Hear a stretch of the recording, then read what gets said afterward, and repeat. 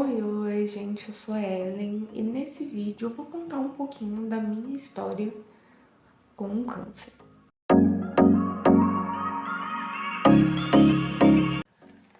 Bom, antes de começar a contar em si a minha história, eu quero deixar claro que eu não quero fazer um vídeo informativo, então eu não vou dar aqui os dados do câncer que eu tenho, os nomes das medicações que eu uso na quimioterapia. Então, assim, não é para ser um vídeo muito detalhista e muito informativo, é só um vídeo de uma conversa, tá ok? Então, eu vou começar, né, contando como eu descobri. Eu procurei um médico porque eu sentia um caroço na garganta em 2022. E aí eu fui até o consultório, falei pra ele que eu tava sentindo um caroço na garganta que tava desconfortável, mas foi um médico, um clínico geral do SUS, mas ele não fez nada, ele examinou ele apertou, assim, apalpou com muita má vontade e falou que não tinha nada. E aí, mesmo eu olhando pra cara dele, assim, bem irritada, o máximo que ele pediu pra mim foi uma endoscopia. Resultado, não serviu de nada, mas eu pedi pra ele um encaminhamento pra um otorrino, e aí pelo menos isso ele fez, né? Porque foi a otorrina que me encaminhou pra uma outra médica, que aí essa médica descobriu. Mas, enfim, em 2022, depois que eu contraí Covid em janeiro de 2022, eu comecei a sentir esse caroço na garganta e a minha garganta começou a ficar inflamada, muito inflamada. E não melhorava, então eu comecei a ir várias vezes no pronto-socorro que tem aqui perto de casa. E como é muito perto aqui da região, as minhas amígdalas também ficaram inflamadas. E aí os médicos que me examinavam, eles olhavam e eles achavam que era a minha amígdala inflamada. E aí eles passavam medicação pra minha amígdala inflamada. Passavam medicação como se eu tivesse com gripe ou alguma coisa assim. E nisso eu fiquei todos o primeiro semestre de 2022 indo em pronto-socorro. Pro final de 2022, o caroço que eu sentia, antes eu sentia ele aqui muito aqui no meio mesmo, mas ele começou a crescer aqui pro lado. E aí, na metade de 2022, ele começou a crescer pro lado. O encaminhamento que eu pedi na otorrina, como vocês sabem que atendimento público no SUS, na UBS, demora bastante. Então, para eu passar com o clínico, demorou pelo menos uns 3 meses. E aí, quando eu pedi um encaminhamento para o otorrino, levou mais uns 4 meses. Eu até tenho os papéis aqui, mas eu não tô muito afim de pegar, porque até eu encontrar vai levar muito tempo. Para poder, senão eu traria para vocês as datas certinho, mas foi mais ou menos isso aí. E aí, mais uns 4 meses para passar com a otorrina. Aí agendou, passei com a otorrina. Ela me examinou, apalpou, pediu para eu abrir a boca, olhou, assim, me atendeu maravilhosamente bem. E assim que, só palpando com o olho mesmo, de olho, ela já falou: olha, isso não é amigdalite, porque eu tava achando já que era amigdalite e os outros médicos que me atenderam no pronto-socorro também. E ela falou: isso não é amigdalite, e ela me encaminhou pro cirurgião cabeça e pescoço. E aí lá no cirurgião cabeça e pescoço foi um processo de uns 4 meses, eles me pedindo para fazer exame, e aí eu esperando me chamar para fazer o exame, eu indo fazer, e aí esperando eles remarcarem com o médico. E aí, para piorar a situação, o primeiro cirurgião cabeça e pescoço que eu passei com ele me pediu os exames, eu levei para ele os exames, ele viu os exames e falou: você vai fazer uma cirurgia e vai tirar. Assim que ele concordou, me explicou tudo isso, ele saiu do hospital e aí trocou o médico, e aí passou para uma médica. E eu tive que repetir o processo todo de novo.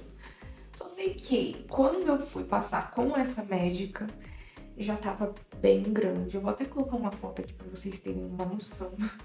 Então ela já meio que encaminhou o meu caso, assim, me atendeu assim com um pouco mais de urgência, porque se ele tivesse grande e não doesse, não interferisse tanto, tava ok, mas ele ficou tão grande ao ponto de eu não conseguir mais mexer a boca, meu rosto paralisou desse lado, E aí eu não tava conseguindo engolir.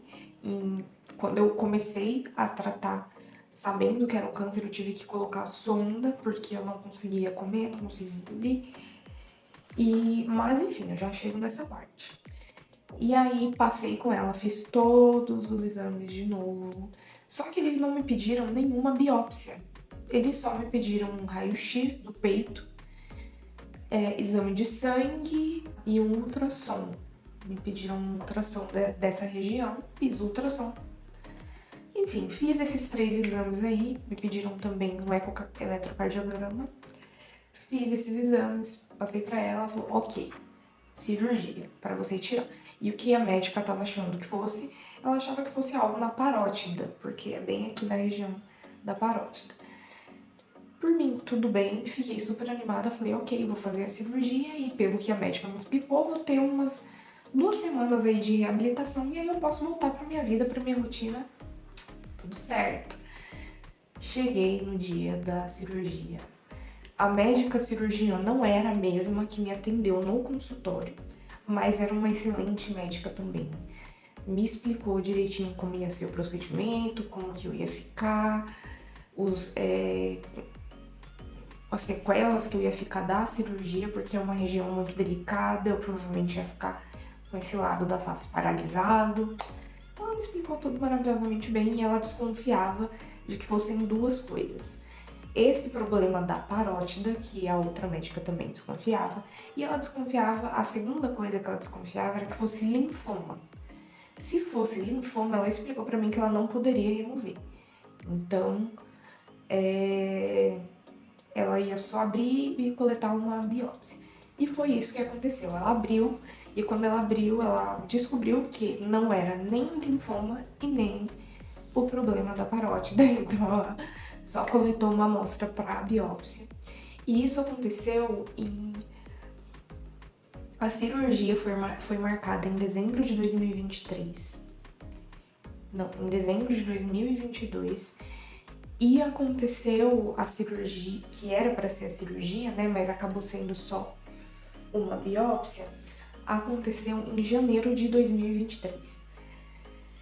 E aí, imagine a minha surpresa, né? Eu acordei da cirurgia, grog, né, por causa da anestesia, e sentindo esse lado aqui todo dormente. Então, eu abri o olho, eu não consegui sentir que se tinha tirado ou não, porque tava tudo formigando, tudo dormente. Mas eu acordei ansiosa, falei, meu Deus, tirou, quero ver como é que tá. E aí, assim que eu acordei, eu já vim colocando a mão assim, bem, sabe, pra sentir, e estava lá ainda. Eu quase chorei, sem mentira pra vocês. Quase chorei, mas enfim. E aí ela coletou, ela me explicou que coletou. Ela não, né? Na verdade, o anestesista, que eu acordei com o anestesista depois do lado. Porque eu passei bem mal na mesa de cirurgia. E aí eu acordei, ele me explicou que coletou uma amostra para biópsia, que o resultado saía até o final de janeiro. E aí foi o que aconteceu, no final de janeiro de 2023, saiu o resultado da biópsia, de que era um câncer maligno, sarcoma de Ewing, que é um câncer raro, um câncer de ossos e cartilagens, e que eu ia ser encaminhada para o Hospital do Câncer de São Paulo para fazer o tratamento todo lá. Se precisasse fazer cirurgia lá, faria lá também, e que o que eu podia, o que era para eu fazer no momento era só voltar para casa e esperar o hospital entrar em contato comigo para agendar a consulta com o oncologista e resolver todos os BOs. Então, foi assim que eu descobri.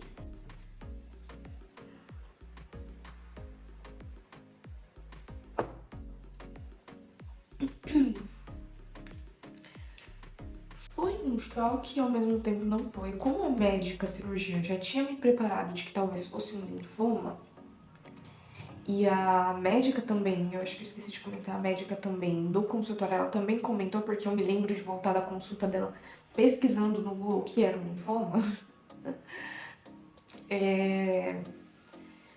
Então eu falei, tá, então existe uma chance de ser câncer. Então quando saiu o resultado da biópsia, eu já não fiquei tão chocada, porque o choque pra mim foi quando eu acordei na maca e eu vi que não tinha removido.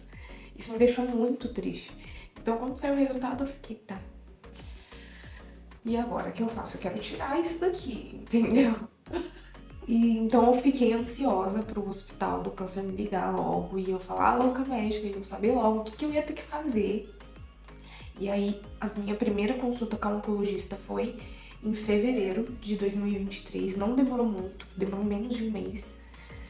E, nossa, foi um alívio. Minha mãe, minha mulher, a minha sogra, já tava todo mundo preocupado que tava demorando. Eles queriam que eu batesse lá na porta do hospital para reclamar, porque já tava bem grande. Eu vou por outra foto aqui pra vocês verem. Já tava bem grande, já tava bem difícil. Eu não conseguia dormir, pra dormir era só de um lado. Assim, tava muito complicado. E depois de fazer a biópsia no hospital de Carapicuíba, abriu uma ferida aqui. E aí a ferida saía pus, saía sangue. E, gente, foi complicado, foi difícil. E aí passei com um oncologista em fevereiro de 2023, só que ela não conseguiu me dar uma noção de por quanto tempo eu faria o tratamento, né? Normalmente as pessoas falam assim,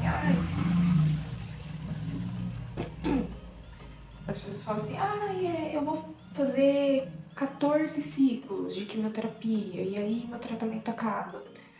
Ela não conseguiu me dar esse número, porque se vocês forem pesquisar, o sarcoma de Ewing ele é um câncer raro, e então é muito difícil ter médicos especialistas nesse tipo de câncer, e é mais difícil ainda então você ir pegar um oncologista clínico, que é um oncologista que trata de vários tipos de câncer. Ele estudou os cânceres mais comuns, recorrentes, né? Câncer de mama, câncer de próstata, câncer de intestino, de pulmão, no estômago. Então, é muito difícil. Eles não sabem, né, como vai ser o tratamento, qual vai ser. Então, nesses casos, quando é esses cânceres raros, os oncologistas eles pedem orientação para um médico especialista daquele câncer para saber como proceder, e foi o caso dela, né? Aí eu passei na primeira consulta com ela e, gente, eu já fui na primeira consulta já com uma lista de perguntas, mas a minha pergunta do topo, assim, da minha lista era a seguinte: quanto tempo vai levar para eu poder voltar para minha vida? Porque eu tinha muitos planos, sabe? Eu já tava me preparando para ir estudar na Argentina. Eu e a minha mulher, a gente já tava se organizando para mudar para tanta coisa, gente, tanta coisa. Então, o nosso objetivo era se preparar. A gente começou a se planejar e se preparar para tudo isso em 2022, e aí o objetivo era ficar 2023 ainda juntando um dinheiro, se preparando ainda, para no final de 2023 ir. Então, quando eu cheguei no consultório, eu falei, tá, vou ter que fazer quimioterapia provavelmente. Quanto tempo isso vai levar? Porque eu preciso trabalhar para juntar tanto, e eu tenho que estudar, eu tenho que fazer isso, e tem também a faculdade. E ela não soube me responder, então eu fiquei bem triste, bem triste. Mas foi o que ela fez, ela teve que pedir orientação. Só que, como era a primeira consulta, então a gente só conversou, ela me explicou mais ou menos como seriam as coisas. E aí foi agendada a minha primeira quimioterapia. Mas antes da quimioterapia eu teria uma bateria enorme de exames para fazer. Aí eu só faria a quimioterapia depois de fazer esses exames. E já tava daquele tamanho depois de fazer a coleta para biópsia no hospital de Carapicuíba. Ele cresceu mais, ficou inflamado, ficou horrível. E eu sentia muita dor, muita dor. E aí falei, ok, vou fazer os exames. A gente não tem muito o que fazer, né? E aí fiz os exames, porém na metade de março eu não conseguia mais comer. Não conseguia falar, não conseguia comer. E aí eu fui na consulta com a oncologista. E o que eu tava fazendo, né, até o dia da consulta? Eu tava tomando as coisas de canudinho. Vou colocar uma foto aqui também. Tava tomando as coisas, só tava tomando. Era caldo, eu tomava, era só o que eu conseguia fazer. E aí até o dia da consulta fiquei só no canudinho e tomando mesmo. E aí um dia eu falei, vou deixar pra falar isso no dia da consulta, que eu não tô conseguindo falar mais. Mas ela mesma já reparou. Assim que eu sentei na cadeira, ela me perguntou como eu tava, me perguntou as coisas, eu fui responder, eu já não conseguia mexer esse lado direito, e aí não saía direito as coisas. E aí da consulta dela, eu fui pro pronto-socorro pela primeira vez do Hospital do Câncer aqui de São Paulo, porque eu passo com a minha médica no Hospital do Câncer em Osasco. E aí eu saí de Osasco, da consulta mesmo, eu já vim pra cá, pra São Paulo, pra colocar a sonda. E aí eles, além de colocar a sonda, eles já me internaram. E na internação eu já fiz a primeira quimioterapia, porque os médicos que me atenderam, eles acharam que já tava um caso muito extremo, muito complicado. Então eles já, não, vamos internar você, já vamos colocar você pra fazer a quimioterapia agora. E foi o que aconteceu. E aí eu fiz a minha primeira quimioterapia. De lá pra